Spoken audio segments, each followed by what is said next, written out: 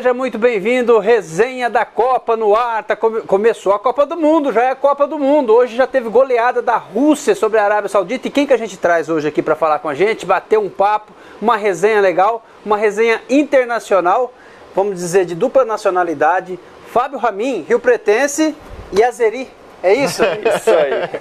Isso aí, foram alguns anos lá no Azerbaijão, foi uma vivência muito bacana, uma experiência muito grande que eu ganhei, porque era uma cultura totalmente diferente da nossa aqui. Eu sou natural daqui de Rio Preto, rio-pretense, então quando jogador rodei muito o Brasil, o estado de São Paulo, mais principalmente, mas foi um choque cultural muito legal, mas foi uma experiência muito legal.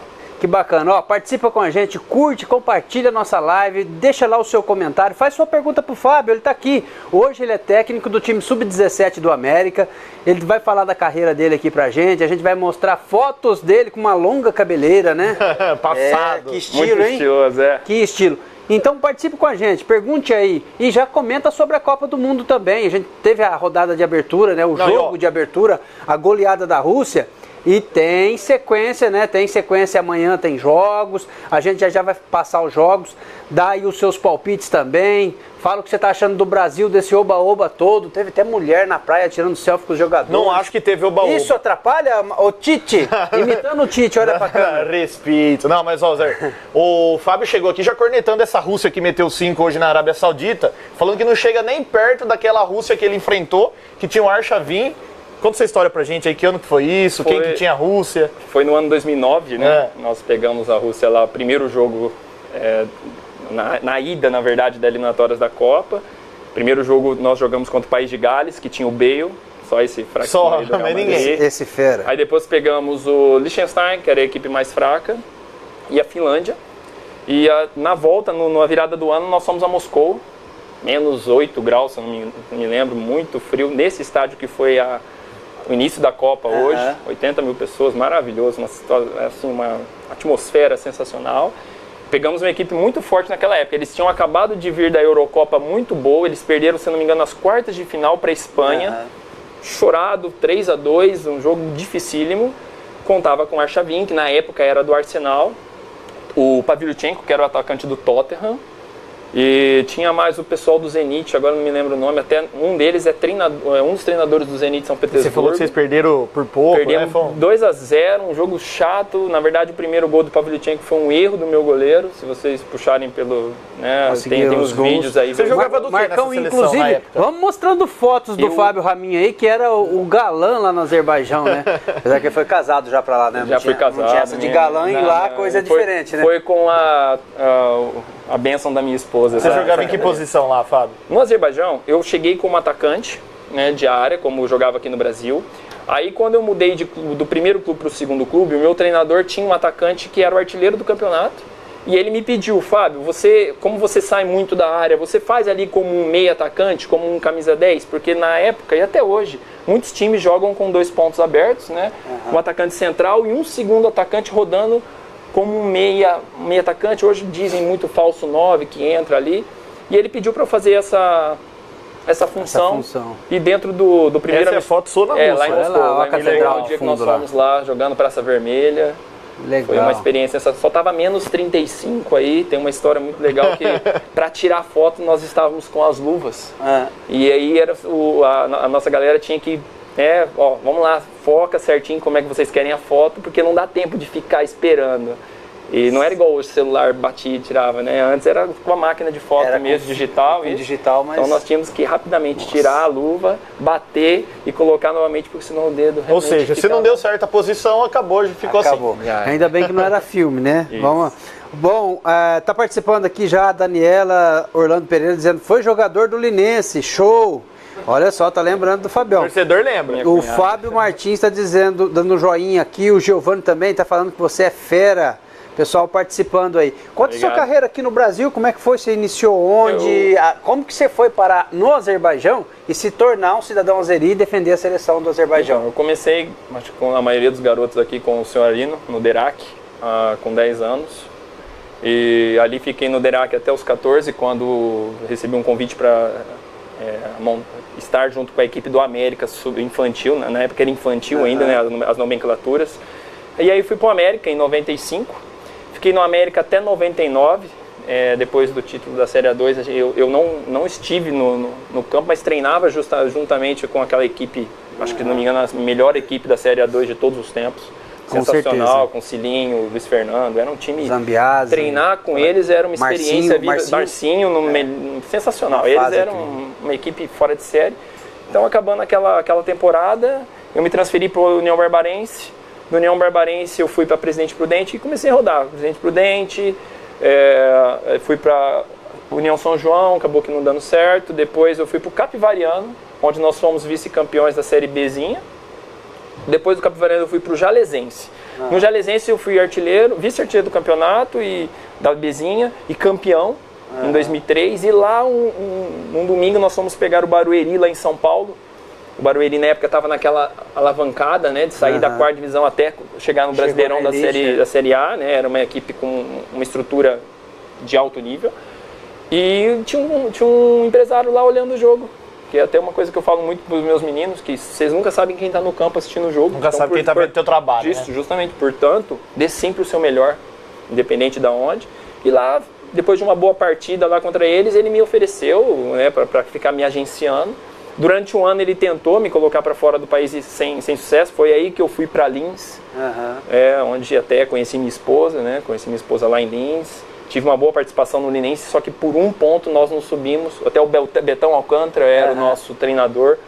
Foi um pecado, às vezes, a gente não ter conseguido, porque o nosso time era muito, muito forte. E por um ponto a gente não conseguiu o acesso naquele ano. E logo em seguida, depois do Linense, eu recebi uma proposta para fazer um teste numa equipe do Azerbaijão, no começo de janeiro. E foi aí que tudo começou. Fui pra lá, já, né, sempre, graças a Deus, fui um cara que treinei muito. Assim, tecnicamente não era sensacional, não era nenhum jogador fora de série, mas fui um cara que treinei muito. Mas o futebol ajuda muito quem é esforçado. O futebol ajuda muito quem é esforçado. Sim, né, cara? o famoso. Se o cara, principalmente hoje em dia, com um monte de informação que nós temos, se o atleta for disciplinado e realmente quiser, sabendo de todas as nuances que um atleta precisa, ele consegue ser profissional. Ele pode até não ser um profissional de seleção brasileira, mas ele consegue ser um profissional de alto nível. E como que é o Azerbaijão, cara? Como que é esse país? É calor? É frio? O povo é caloroso como brasileiro? É um povo... O Azerbaijão é uma ex-república soviética, então eles têm muito... Por isso eu gosto muito da Rússia, porque na verdade eu me adaptei muito fácil à cultura azeri. Só que eles são muito próximos da Turquia, então... É uma ambiguidade. A similaridade, o jeito, os costumes são turcos, só que é uma ex-república soviética, tem a cultura soviética. E logo de começo é muito frio, porque eu saí daqui em janeiro, Rio Preto, janeiro, 38 graus, um calor muito forte, e cheguei lá com -2, -3. Então foi um choque térmico muito grande. Só que o que eu falo sempre... Levar uma bolada, ai... Meu Deus. Os primeiros meses foram complicados. Quando você chegou, você era um brasileiro lá? Não, tinha 2 brasileiros jogando numa equipe da capital. Eu fui contratado por uma equipe do interior do Azerbaijão. Só para vocês terem uma ideia, o Azerbaijão é um país de 8 milhões de habitantes. Muito pequenininho. É mais ou menos, a extensão é como se nós saímos de Rio Preto e ia até Santos. São 700 a 800 quilômetros de extensão. Então é muito curto. E... a capital é muito rica. Se vocês virem hoje, Baku é uma cidade muito rica, tem até a Fórmula 1 lá hoje, na minha época não tinha. Eu acompanhei esse crescimento da cidade, foi sensacional. Saí de uma cidade mediana, tipo Ribeirão Preto, para chegar a uma metrópole do nível de Dubai para cima. Então foram anos assim legais, que você vê a construção de uma cidade foi muito legal. Hoje Baku é uma cidade lindíssima. Se eu não me engano, ano que vem vai ser a sede da final da Liga da Europa. Legal. Final da Liga da Europa. A Champions League vai ser, agora eu esqueci o lugar, mas a final da Liga da Europa vai ser lá em Baku, que tem estrutura para isso. E 2020 vai ser uma das... Porque a partir de 2020 a Eurocopa vai ser em sedes rotativas, vocês viram, não vai ser num país só. E uma das sedes de um grupo vai ser lá em Baku. E lá você jogou em 3 equipes? 3 equipes. Eu joguei na primeira equipe que eu fui, chamava-se MKT Aras. Era uma equipe de uma cidade muito pequena, em Micheli. Um bairrinho mesmo, sabe? Uma cidade pobre demais. Então foi ali que eu aprendi a dar muito valor a muitas coisas. Fiquei sozinho, porque na minha época, 2005, não tinha internet. Então para que eu conversasse com os meus pais e com hoje minha esposa, na época minha namorada, era por telefone, gastava-se praticamente o salário todo por telefone. Final de semana, todos os jogadores iam para a capital para curtir e tal. Eu sempre gostei de ficar quieto, porque, né, sair do meu país eu preciso mostrar alguma coisa. Então eu ficava sozinho. Foi aí que eu aprendi a falar russo, porque como ficava sozinho eu tinha que saber a língua do pessoal. Então o russo você domina. Domino, eu gosto de falar. Seu nome foi até modificado, né? Seu sobrenome, eu sei falar russo e sei falar inglês muito bem por conta dessas situações. Eu vi um vídeo no YouTube aí. Como você que fala vai Rússia na Copa aqui? Давай вперед, Rússia. Ó, vai período Rússia. Período Rússia. Período Давай, período. Que isso, essa resenha tá internacional, eu tô falando. Sensacional. Ó, tem gente participando aqui, vai ser nosso comentarista da Copa já, ó. Vem na primeira e vai ficar a Copa inteira aqui com a gente para falar sobre a língua russa. Porque tá complicando, né? Hoje mesmo nós vimos um colega de profissão que está trabalhando na Fox, o Jackson Pinheiro, que é daqui da região, já trabalhou aqui em Rio Preto. Com essa dificuldade, né, cara? Porque é um idioma muito complicado, né? É complicado porque o alfabeto deles é totalmente diferente do nosso. O alfabeto cirílico, ele tem 36 letras. É como se você estivesse lendo várias palavras só tem consoante. Só tem consoante. Sim, mas a partir do momento que você entende, é mais fácil que o português. A língua portuguesa é muito complicada. A russa tem poucas armadilhas, flexões verbais. Às vezes o que você quer falar é aquilo lá. Aqui no Brasil, às vezes uma palavra tem 2, 3 significados, então você tem que tomar muito cuidado com como você vai se expressar, até escrever, né? Ô Fábio, assim, se teve alguma pessoa que apostou em 5-0 pra Rússia hoje, pode parar.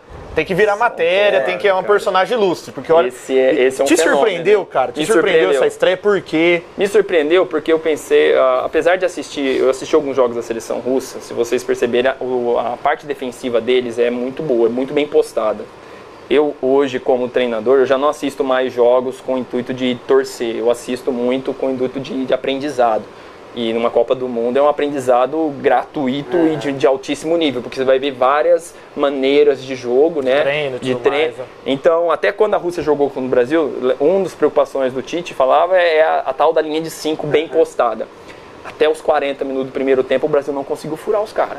Depois, o problema da Rússia e tanto daquele leste europeu é praticamente o mesmo. Depois que eles tomam o primeiro gol, eles meio que perdem a noção e perdem a parte tática. Então, o emocional parece que acaba sendo abalado. Isso, fica abalado. Então, hoje, como eles não tomaram o gol, tomaram toda a iniciativa e também 80 mil pessoas, coisa mais linda, né? É tudo pra vencer, né? Quando eu joguei contra eles, o barulho era tão grande, mas tão grande, que às vezes você queria passar uma informação, pedir uma bola e não era possível, porque é muita gente gritando. O Luzinic é um estádio de 1956 e foi reformado para a Copa, né? Parecido com o Maracanã, a situação. Se tiver Lava Jato, vai ter muita... Se tiver Lava Jato na Rússia... mais caro que o Brasil, viu? Mas lá o Temer deles não deixa passar tão fácil assim não, né? Bom, inclusive, tá participando aqui o Pedro Tonetti, dizendo que é bom demais esse rapaz. O seu jogador tá querendo posição, tem que elogiar o professor, tá certo. Faz bem. O Giovani também, né?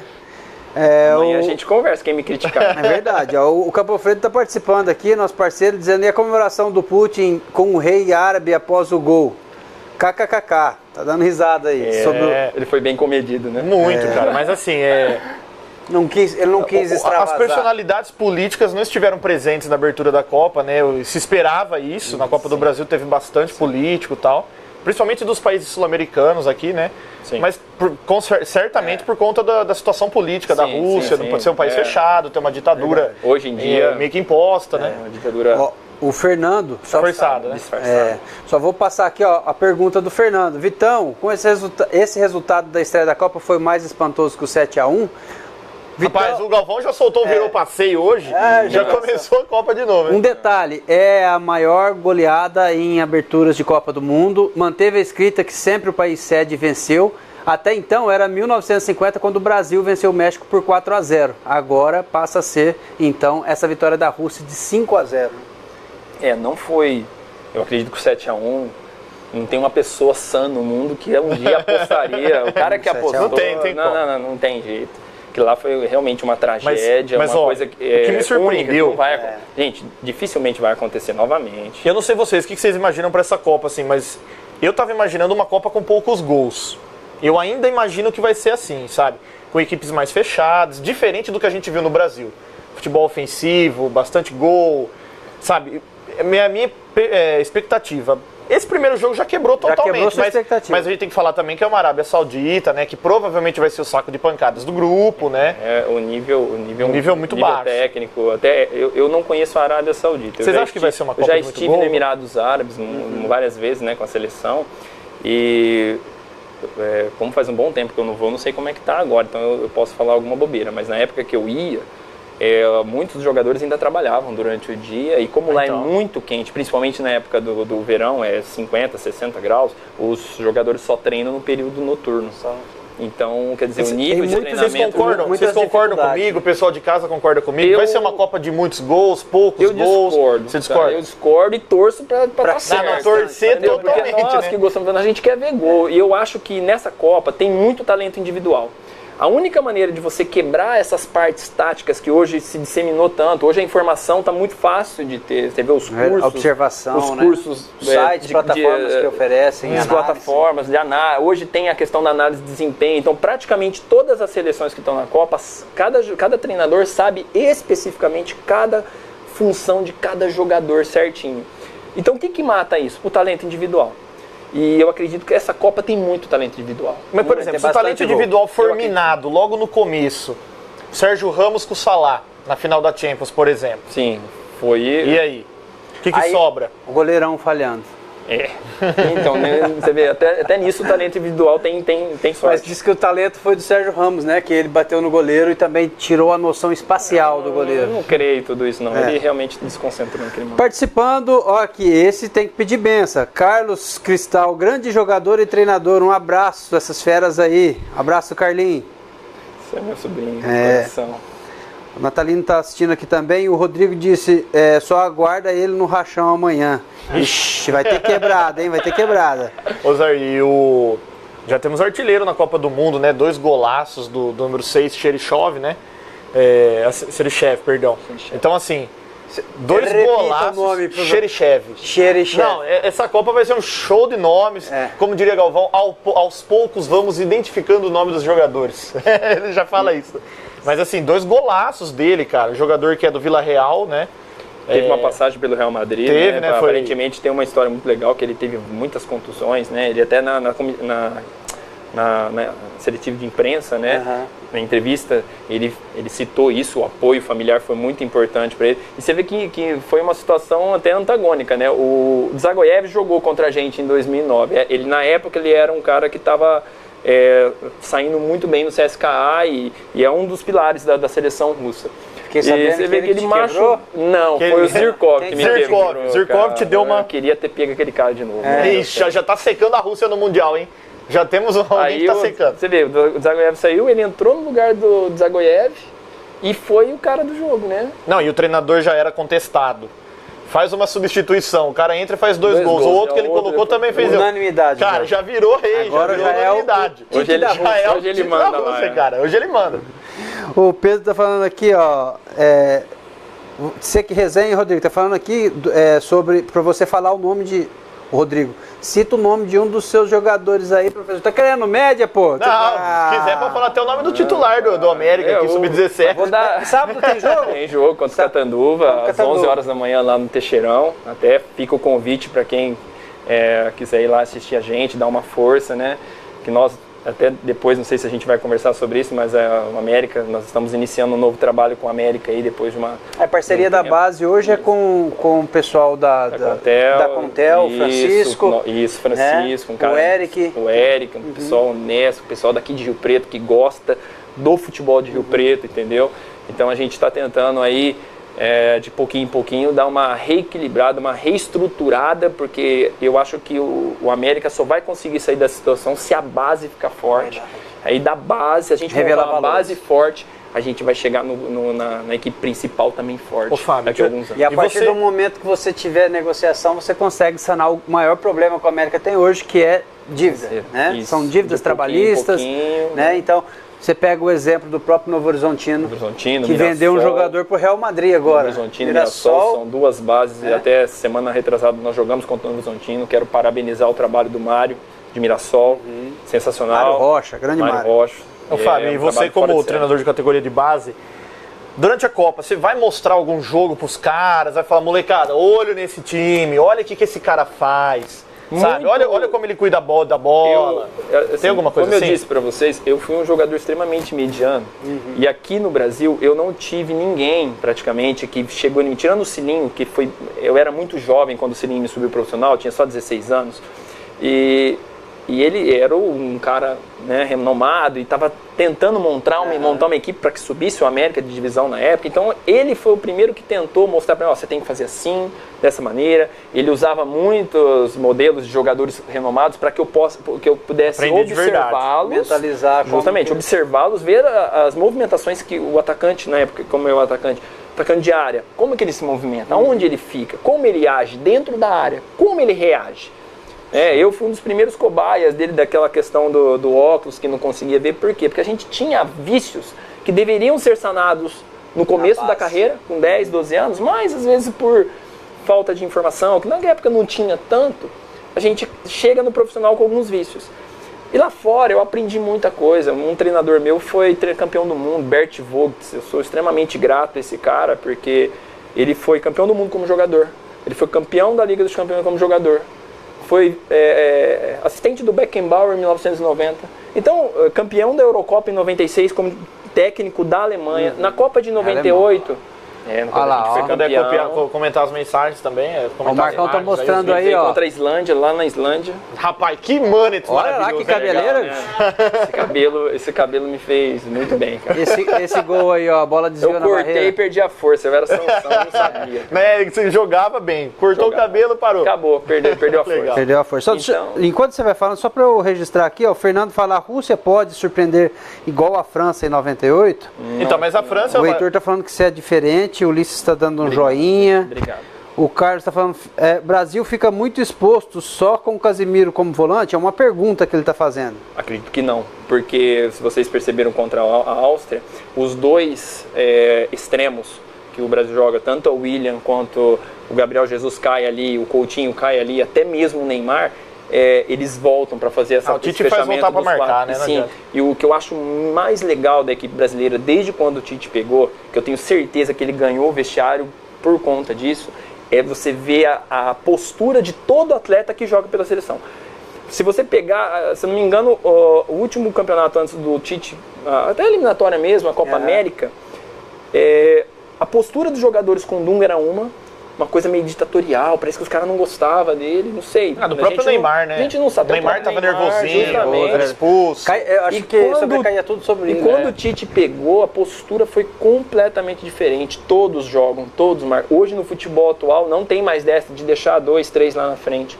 Culpa do zagueiro. E a transição deles é muito rápida. Então eu acredito que Zé, em relação muito bem. ao comentário da Rússia, acho que assim, é claro que o resultado chama atenção, mas bateu o problema, ninguém, né? Bateu ninguém, mas também assim, o problema é as oitavas, né, cara? Já encara Portugal, Espanha. Não tem como escapar, né? Sempre dois, é difícil. No mata-mata sempre vai pegar uma equipe extremamente qualificada e aí sim vai entrar aquilo, vai ter que se fechar. E vocês viram que a transição ofensiva não é tão rápida. É aí que eu acho que contra as equipes maiores eles não vão conseguir. Porque para você bater numa equipe grande, a tua transição ofensiva tem que ser muito rápida. Tem que aproveitar os contra-ataques que tem. Como a Suíça falou. É uma falha só que você vai encontrar. A Suíça já deixou bem claro que vai jogar por uma bola. Então eles vão armar uma retrancona lá. O time do Mano. Deve ser o jogo mais difícil do Brasil na Copa, né? Só que a Suíça tem uma transição extremamente rápida. A Sérvia também é muito boa. Ó, comentando aqui, ó, o Natalino está participando, dizendo: olá, Júnior, o Natalino lá de Guapiaçu, Estrelinha, um abraço para você, obrigado pela participação. O Fernando Lanza dando um joinha aqui. O Hugo Richard está cascando o bico aqui.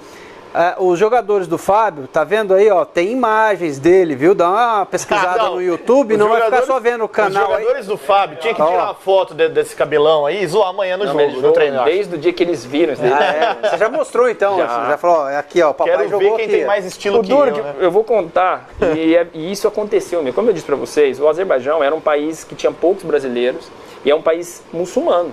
Então, quer dizer, não tem a mesma liberdade que nós temos. Então, o pessoal anda mais recatado, você não vai ver uma menina na rua de saia, e provavelmente você não vai ver homem cabeludo. Eu, Fábio, sempre tive a vontade, mas você percebe, o cabelo não ajudava muito aqui no Brasil. Então, eu fiquei quietinho. Lá fora, não tinha nenhum amigo meu velho, eu deixei crescer. Ficou, no começo, 6 meses, foram terríveis. Eu não mandei foto pra vocês não ficarem tirando sarro de mim, mas ficou terrível. Só que depois que cresceu, você sabia que quando alguém ia no campo, e às vezes eu fazia uma boa jogada, os caras falavam, nossa, quem que é o cabeludo lá? Ficou referência. Legal. Chama atenção. Chama então, atenção, do claro. meu, pra mim, deu Até certo. pra torcida, né? Até pra torcida. Cara, e você tem alguma história de torcedor, assim, de fã, de galera falar, você ser ídolo, de pedir pra tirar foto no aeroporto? Você tá em algum lugar, o cara chegar e... Não, isso eu tenho várias histórias, porque como eu disse, o Azerbaijão era um país de pessoas muito simples, muito simples. Eu amo aquele lugar de paixão, porque foi um lugar que me respeitou demais. Eu nunca tive um mínimo problema no Azerbaijão. Tudo bem, eu sou um cara extremamente discreto, não gosto de ficar fazendo graça, saindo pra essas coisas. Mas assim, o pessoal me respeitava demais nas ruas. Como eu disse, como eu era uma referência, não tinha jogadores cabeludos. Golaço, hein, rapaz? E o pessoal sabia quem eu era na rua. O Fábio Raminho. Então sempre vinham, me pediam fotos, camisas. Foi uma época muito legal. Graças a Deus, eu fui extremamente muito respeitado. E eu senti esse carinho agora, que em janeiro eu fui na Turquia fazer uns trabalhos lá, até aprender também, né? E reencontrei vários amigos do Azerbaijão e todos vieram, me deram um carinho, conversamos, como se fazia pouco tempo que a gente fazia mais de 6 anos que nós não víamos. Não apareceu nenhum outro cabeludo lá? Não, ainda não. Até o pessoal do Karabakh, não sei se vocês viram, o Karabakh foi uma equipe azeri que disputou a Champions League esse ano, um feito assim sensacional, extremamente difícil, porque passar pela pré-Champions é muito difícil. Inclusive chegamos num ponto em que eu já estava preparando aqui para um errata. Fomos cobrados aqui, ó. Puxaram nossa orelha aqui, Batão, ó. Puxada de orelha do Fábio Raminho.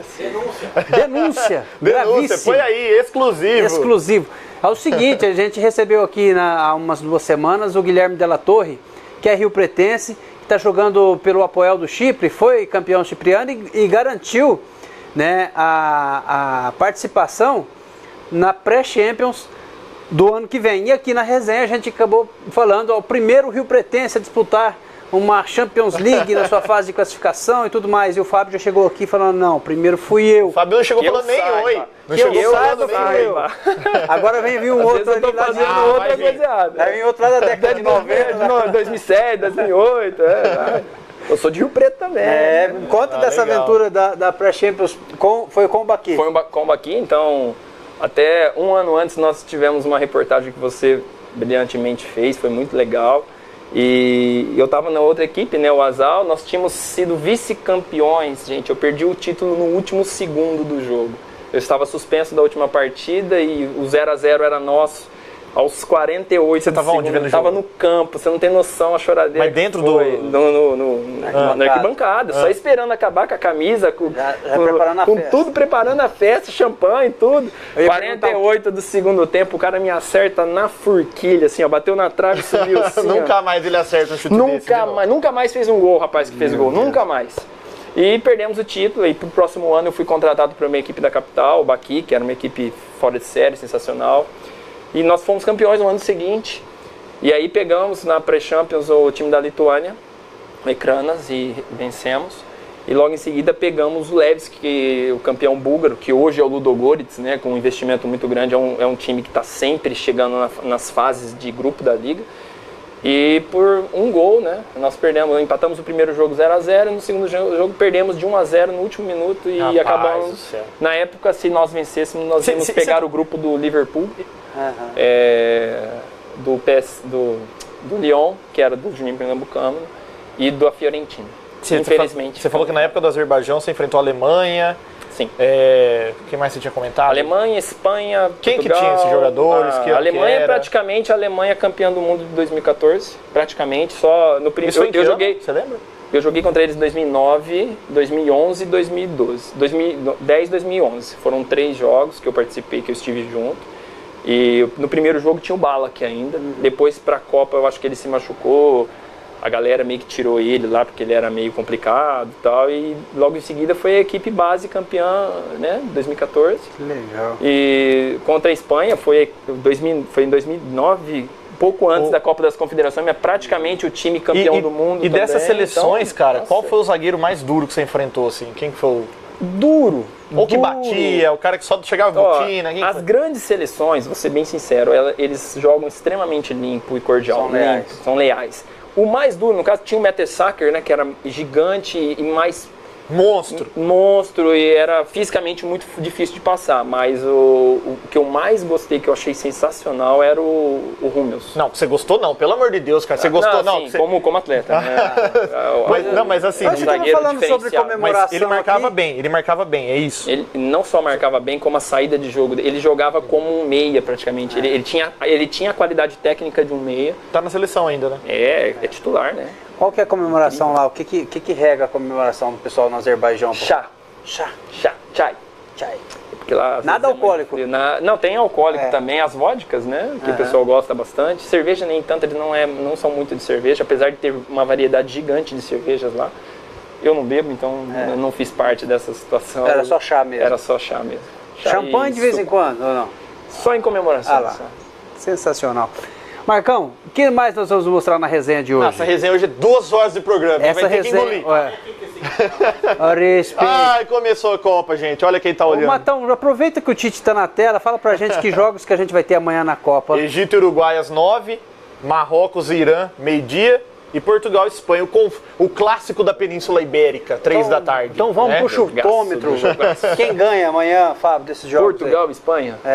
Esse é o jogo de amanhã, né? Cara, então, você não sabe como que a Espanha vai vir, né? Depois do treinador demitido, Fernando Hierro assumindo. Eu acredito que são jogadores extremamente vitoriosos.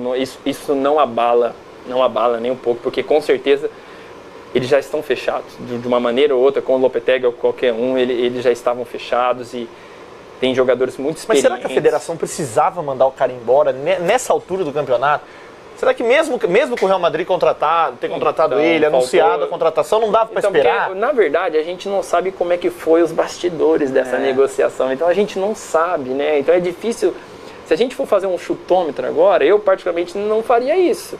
Eu acredito que o Lopetegui deve ter pensado assim, nossa, eu vou pegar essa logo antes que... Se eu esperar até o final da Copa... Se eu levar um couro aqui e perder lá... E os caras não vão me contratar. Pô, é o Real Madrid. Não, é o Real Madrid. Não, mas isso também mostra como esses clubes são mais importantes do que as seleções, né, cara? Então, eu acredito que a seleção pensa... Até o Xavi deu uma entrevista na Globo ontem só falando sobre isso, que ele não pode pensar em duas coisas. Ou ele tá focado com a nação dele, com a Espanha, ou ele tá focado no clube. Mas, talvez por isso deve ter sido a decisão...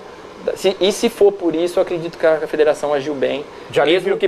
Porque eu acredito que teve uma reunião antes com os top, né, com os capitães, né, o Sérgio Ramos, o Busquets e o Iniesta. São jogadores extremamente vitoriosos, isso não vai abalar os caras. Os caras vão jogar do mesmo. Não, os caras vão jogar do mesmo. Mas mesmo assim, eu aposto em Portugal amanhã. Eu acredito 2-1 Espanha. Você, vou 2-0 Portugal. Olha só. Eu já meu bolão já, não confio. Ixi, eu vou lá mudar o meu bolão, então, já que o Matão falou. Você tinha colocado também? Eu acredito que time por time, Espanha é mais então, time.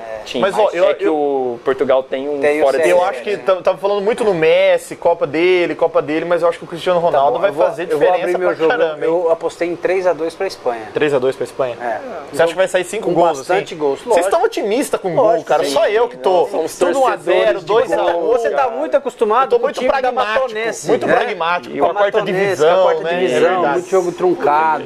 Com o Corinthians não faz. Corinthians que é 0-1 sempre, né? Sempre o Corinthians. Você vai mostrar os jogos do Brasileirão, Marcão, na resenha? Do Corinthians agora você vai mostrar, né, seu safado? Ah lá, o Corinthians perdeu com esse gol já nos acréscimos aí. Gol do Mena aos 45. Mena aos 46, né, fez o gol. 1-0 pro Bahia e o Corinthians fecha essa primeira fase. O gol que o menino perdeu? Aí... De Brasileirão, em 10º lugar, agora tem esse período sabático da Copa, esse mês para trabalhar. E o Osmar Loz, será que ele fica no time para trabalhar o time esse período ou acho que o Corinthians vai atrás de um nome? Eu acompanhei o trabalho do Loz nas categorias de base e até como assistente, ele é um cara extremamente competente. Só que eu não sei porquê, até também os desfalques atrapalharam muito, né? Desfalque e qualidade. O Corinthians já não tem um grupo assim extremamente qualificado e ainda perde 5, 6 jogadores em 5, 6 jogos importantes. Ficou difícil pro Loz mesmo. Imagina no meio do ano agora. Eu acredito que não fique e vai precisar. E se não trouxer... Que não fique? O Loz não deve ficar. Não deve ficar. Eu acho que ele vai acabar voltando para assistente. E se não contratar uns 2, 3 jogadores aí que segura a bronca, vai ficar... Vai passar apuros. Vai passar apuros. Quem que é esse aí? Jorge Campos. Jorge Campos. Tá rindo de quem? Do Corinthians. Do Corinthians, Marcão? Nossa, o Marcão foi buscar um GIF do ex-goleiro do México. Meio. Hã? Você foi buscar um GIF só pra zoar o Corinthians, você foi buscar um GIF ex-goleiro do México, né? Marcão, óbvio, vou falar pro Copa de Fábio que você 94. também foi jogador de futebol, foi zagueirão do América, foi campeão no Japão e só. Acabou a carreira. Mostra mais gols aí do Brasileirão, Marcão. Palmeiras e Flamengo, jogo esperadíssimo, né? Palmeiras saiu na frente. Mais uma vez saindo na frente, né? E cedendo o resultado para o adversário. E foi um jogo que terminou com briga, foi um jogo que o William mas Bigode, a chegada mais uma do vez, né? Cuéllar lá, brincadeira, a chegada que ele deu no Dudu também. E aí o empate do Flamengo. Eu não assisti o jogo, mas é feio, né? A gente Mateus tenta Tuller. tanto falar que o futebol tem que ser leal, você tem que jogar na bola, duro, mas na bola. Você vê muitas jogadas, você vê na Europa mesmo, às vezes você toma uma entrada extremamente dura, você levanta, você machucou? Não machucou, levanta, vai jogar. Não, aqui é... Aqui é briga, tem aqui tudo é mimimi, choro. briga e Aí duro que um estufa o peito mais que o Isso. outro. Aí depois vocês não querem que a torcida tenha o mesmo comportamento. É impossível, né? Se você que é o exemplo, tá dando um exemplo errado. Cara, é igual reflexo reclamar é de esse. arbitragem. Tem uma coisa que me deixa louco, é reclamar de arbitragem. Perdeu, o juiz roubou, bora pro próximo, amigo. Ó, não falo desse assunto, acabou. eu posso- Aí o cara vai na coletiva, Você tá vendo? ele chora, ele Eu po- eu reclama, posso ele, tá- lembra de caso de arbitragem lá de 2 anos atrás, sabe? Por que ele Eu tá posso- falando tanto assim? Porque é corintiano. Não é corintiano, não. né? Não é não. É Eu porque posso estar acontece errado, mesmo. mas uma das minhas orientações para os meus atletas são sempre, se o juiz não apitou, meu amigo, vai até o final. Porque, assim, é difícil você ficar batendo boca com o juiz. Aqui no Brasil, se você ficar batendo muito boca com o juiz, o cara te marca, principalmente em categoria de base. Os caras gostam, né, o juiz, ele, não é que ele quer, mas ele às vezes precisa se manter sua autoridade. Então, se falou 2, 3 vezes com o cara, ele já vai começar a te marcar. Então, galerinha, joga. E querendo ou não, ele é a entidade máxima dentro do campo, né? É É o cara certo que, ou errado, é o cara que domina, ele controla. que manda, acabou, vai pro jogo e boa. Ó, o seu João Delator entrou aqui na live para acompanhar. Ó, seu João, recado. Grande abraço, seu João. O Figuraça. Fábio jogou a pré-Champions com o Baqui em 2009, tá? A gente fez aquele levantamento que ele disse que esquecemos do Fabião, viu? Mas tá aí, parabéns para ele e pro Delator que vai, Pro Delator. o Guilherme Toda vai a sorte disputar do agora mundo lá nesse no próximo Chipre, ano. que eles possam estar entrando na fase de grupo. Torço muito para que você entre na fase Rio de grupo. Preto tá torcendo, né? Quem sabe É muito um legal para representante, né? levar o esporte da nossa cidade para fora do O país. segundo maior torneio de futebol. Ou o terceiro. Por quê? Depois Quem é da o primeiro? Copa. Não, Copa do Mundo. Achei que você ia falar que era a segundona camatonense. Juro por Deus. Ano que vem, a partir Há do ano que vem, controvérsias, há controvérsias. a partir do ano que vem, a Mostra. segundona vai ser outro torneio com a presença da Matonense, cara. Meu Outro Deus, torneio. Meu Deus. Marcão, tem o gol do Santos? Não é possível Você não que ele não pegou o separou gol os do gols do Santos? São Paulo. Não é possível. E E o gol do Marcão, tricolor? Cadê meu tricolor? a vitória do São Paulo você pegou, lógico. Foi na terça. Foi na terça, tá velho, né? 2 gols do Nenê, né? Um do Everton, que tá comendo a bola também. E o São O Paulo principal fecha. foi o Aguirre, né? O Aguirre deu Conseguiu dar uma virada boa, né, Fábio? Se você pegar pelo menos a semifinal do Campeonato Paulista, acho que eu nunca vi o São Paulo jogar tão certinho aquela semifinal como jogou. Foi um pecado gigantesco eles terem perdido pro Corinthians aquela semifinal. Naquela bola final do Rodriguinho, Sim, né? sim. O São Paulo, que pra mim é a maior Cresceu, surpresa cresceu dessa primeira parte do violentamente. campeonato, cara. Vai terminar na terceira posição, só atrás do Flamengo, né? Do Cresceu Atlético Mineiro. violentamente. Ó, tem zoeira na resenha aqui, viu? Tem pessoal querendo zoar aqui. O Natan Prado disse: esse cabeludo aí quer ser a Marta. KKK. Pô, tá tirando, Fábio. Não tem a O que é qualidade, isso aí? O que é essa arte aí, ó? O que tá colocando O que você arte tá aí? colocando efeito aí? Tá colocando frango pro Matão? Cuidado. Ó, o... o Giovanni tá falando: Fábio vai assumir o Corinthians. É pra você ir pro Ó, Corinthians. quem Olha que sabe, moral, hein? Um dia. se Agora, Deus se o Fábio assumiu o Corinthians, é 4-1-4-1, é 4-3-3, como que é? Os pontas voltam pra marcar, teria que ver lá como é dois que tá. volantes pra fechar a casinha. Teria que ver como é que tá, galera. Nesse momento seria mais quietinho atrás e sair em contra-ataque, né? Fazer ganhar de 1 a 0, Jogar só 1 a pelo 0, 1 a resultado. 0. Estilo mano. Isso, depois a gente vai aumentando aí Legal. o jeito de jogar. O Ricardo Filho disse: bem demais, hein? Tá rachando o bico aqui também, acompanhando a resenha. Maravilha. O que mais nós vamos mostrar, Marco? Você não vai falar mais nada. E amanhã, já 9 da manhã, tem o Egito com o Uruguai. Assim, um jogo importantíssimo, porque com 5 gols de saldo, vai vencer. a Rússia vai dar trabalho. Agora, com 5 gols de saldo que ela abriu, né? Dificulta a situação do Egito e do Uruguai, cara. Porque o Salah não deve jogar, Então, né? o Uruguai... Não, o treinador falou que tá confiante que ele vai jogar. O Uruguai, eu acredito que ele entra no segundo tempo, se entrar. O Uruguai, se vocês perceberem, quando o Uruguai tem que ditar o jogo, não é um time... Não, ele tem que ir só na base da raça mesmo e do... Ele é muito perigoso quando ele recua e aí ele joga como um franco atirador. Aí é um time extremamente perigoso. Concordo apesar plenamente. que tem 2 atacantes que se sobrar... Não, todo mundo tá falando do Uruguai, mas eu não sei não se o Uruguai, hein? O Cavani e o Soares são diferenciados, né? Mas tá secando. Eu não acredito que seja um time que vai ditar o ritmo, não.